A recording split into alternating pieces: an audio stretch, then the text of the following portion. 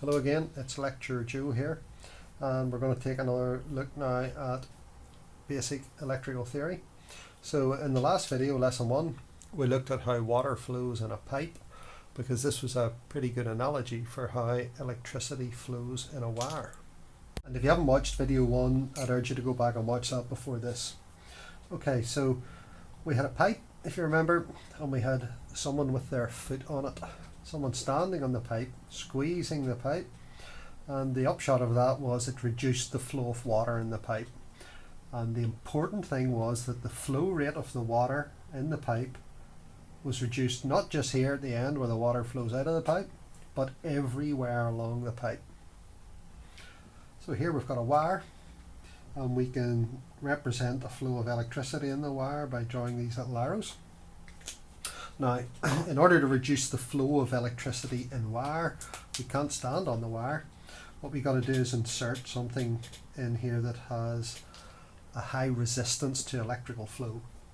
And that can be a little component like this. Don't know if you can see that, but that's an electrical resistor. And if we insert one of those, we draw the symbol for it like so, just a little zigzag. And this is a resistor, and as you might guess from the name, this offers a resistance to the flow of electricity. So this is inserting one of these into the wire is a bit like standing on the water pipe. The important thing to remember is that just as when we stood in the water pipe we reduced the flow rate everywhere along the pipe, here when we add a resistance in, we reduce the flow rate of electricity, not just here after the resistor, but also here. And that's the reason why we looked at the water, because the two systems behave the same. With our water system, we measured the flow rate in litres per second. In other words, a certain quantity of water flows past every second. In the electrical system, well, here we're dealing with so many electrons going past every second, but here the flow rate is measured in a unit called amps. And there's no per second part associated with this, because 1 amp is already defined as a certain number of electrons every second. It's a huge number, like a 6 with 18 zeros after it, but we don't need to worry about that.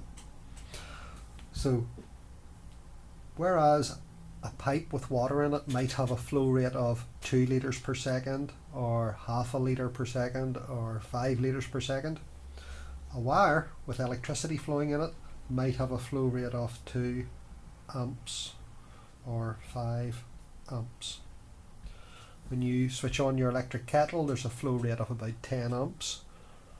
So litres per second if we're dealing with water, amps if we're dealing with electricity. And as I said before, if there's a flow rate of 2 amps here, if we were to insert a little device that can measure flow rate and it measured 2 amps here, then it would definitely be the case that if we inserted one here, it would also be 2, because the flow rate has to be the same everywhere along the single wire, just as it was for the pipe. So let's take a look at a very basic electrical circuit.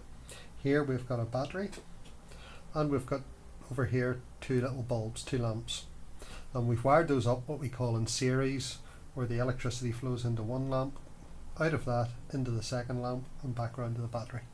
And both of these lamps are lit up at present. So we have a certain flow rate of electricity around this circuit, and the electricity just keeps flowing round and round and round like this in a clockwise direction from the positive round to the negative.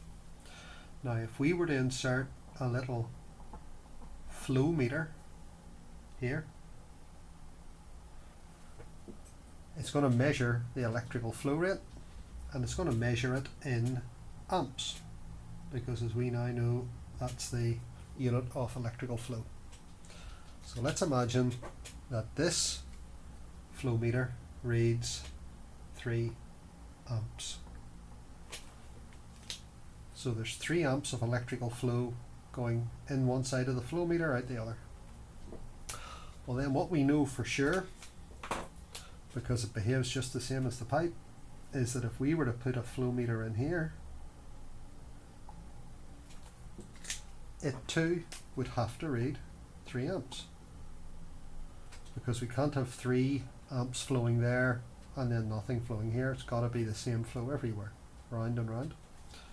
And if we were to insert one here in between the 2 lamps, that's bound to also read 3 amps. So there's some important points here. Firstly, I know I keep banging on about this, but the flow rate's bound to be the same everywhere here, 3 amps, 3 amps, 3 amps. Secondly, some people have an idea that maybe because we're coming back to the negative of the battery here, that this is going to read 0. It can't be the case. It must follow the same rule as the water in the pipe. If we've got 3 amps flowing there, it can't be 0 here. 3 amps flowing everywhere in this circuit. What we have here is exactly the same circuit as before, except here we've drawn it using the symbols for the different electrical devices rather than drawing a kind of kid's picture of it. So this is the symbol for battery, and this is the symbol for lamp. So battery, into lamp, out of lamp, into lamp, out of lamp, back to battery. And just as before, if we were to put our ammeter here, if it reads 3 amps here, then the same ammeter put in here is going to read 3, and the same ammeter put in here is going to read 3. Same flow rate everywhere. Now it's worth starting to remember these symbols, because we're going to be drawing our electrical circuits using symbols like these from now on. So we'll look at one more example. Here we've got a battery, and here we've got a circuit with 3 resistors in it. We're not even worried about the values of these resistors, but the important thing to know is that if we were to put an ammeter in here, and let's imagine that read 5.2 amps, then what we know for sure is that an ammeter placed in there is going to read the same, 5.2 amps. An ammeter placed in there, same, 5.2 amps, and even there, got to read the same again, 5.2 amps. And this is the single most important idea in electrical engineering.